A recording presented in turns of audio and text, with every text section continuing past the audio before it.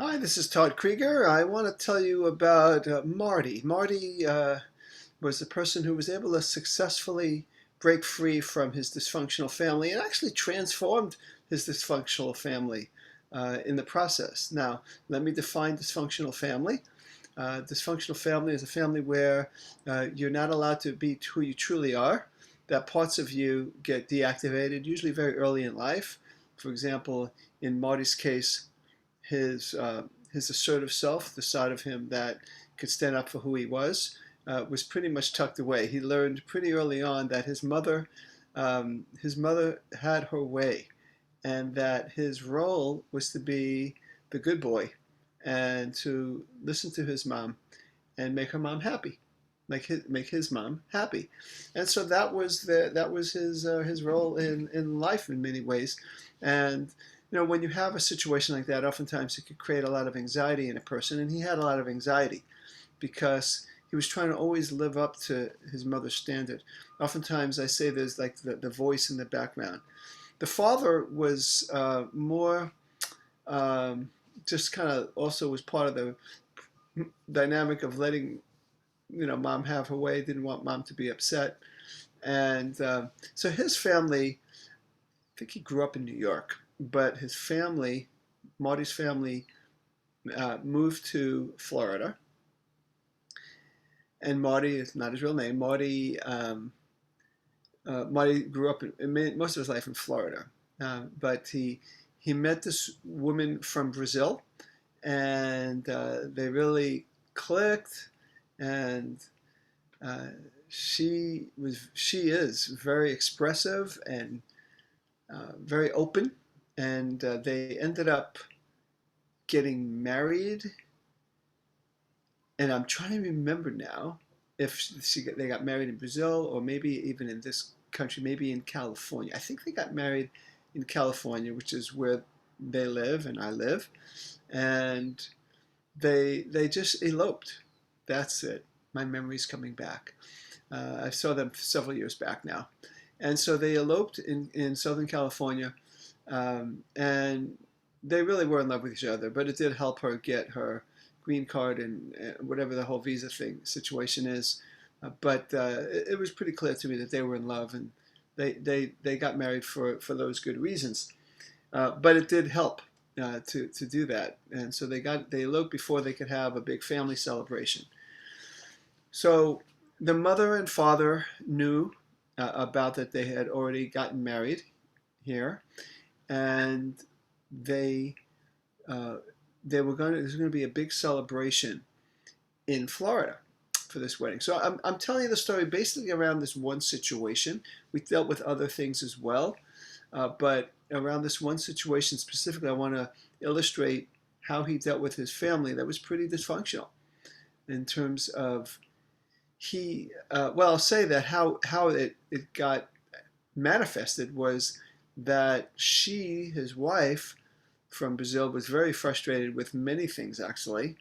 And again, I won't go into all those things where he would be pleasing his mother and really in some way sacrifice her wants and her needs.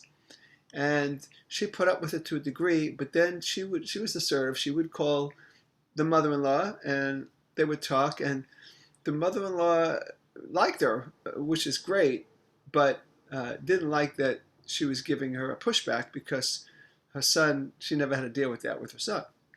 But in this particular event, there was this wedding that they were going to do in Florida where they would have his family, the whole big family, and some of her family. I think they were also going to do something in Brazil. But this one was a big festivity in Florida where everyone would come, not in just Florida, but all over the eastern seaboard to go to the wedding.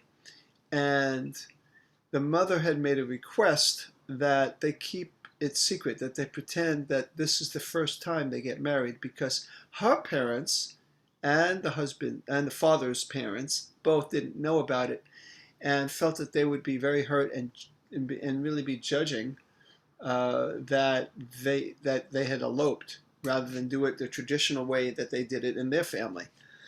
And my client, the son, the Brazilian, Marty. Okay, Marty was totally ready to go along with it. that, yeah, okay, we'll do that. But his wife was not okay with going along. She goes, I don't want to make it feel like this year that we've been married is like didn't happen, that it was invalid. We need to be honest about it. That we got married. We're going to do another ceremony, but we're doing it as a way to honor the people that weren't at the first. But let's not pretend that we didn't have a first ceremony. And the husband was feeling very much in the middle because he couldn't please his wife and his mother. It was impossible. And this is what happens sometimes with people that came from these families where they learn to not have their own thought and their own mind. So what we did in the therapy that with the two of them is help him look at, well, what would you choose? You don't have a way out where you could please everybody. It's an opportunity for you to displease somebody. Who are you going to displease? He made the right decision. He decided to displease his mother. And so what happened, they were coming in for a visit. So they said, they asked, both of them asked his parents to come into Huntington Beach where my office is. And the four of them and I met, the mother, father, and Marty and his wife. And we met. And they knew they were coming to meet. They didn't know for what, but they knew they were having some issues. And we talked about the wedding. And my client Marty was great.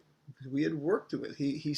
He realized that there was this pattern of his, and he was able to be assertive with his mother and say, "This is what we want. I'm sorry if you're going to be a little uncomfortable that our grandparents, your parents and dad's parents would maybe be upset. Maybe and the mother said, well, it's not just them. It might be aunts, uncles. They might really be very critical." And he said, well, I'll have to deal with that, but I'm not going to act like my marriage this last year didn't happen. And I owe that to my wife, and I owe that to myself. And he stood his ground. His wife, which she was thrilled. She didn't have to say much. He did the talking, which typically wasn't the case. And his mother, like, I got it. I'll deal with it.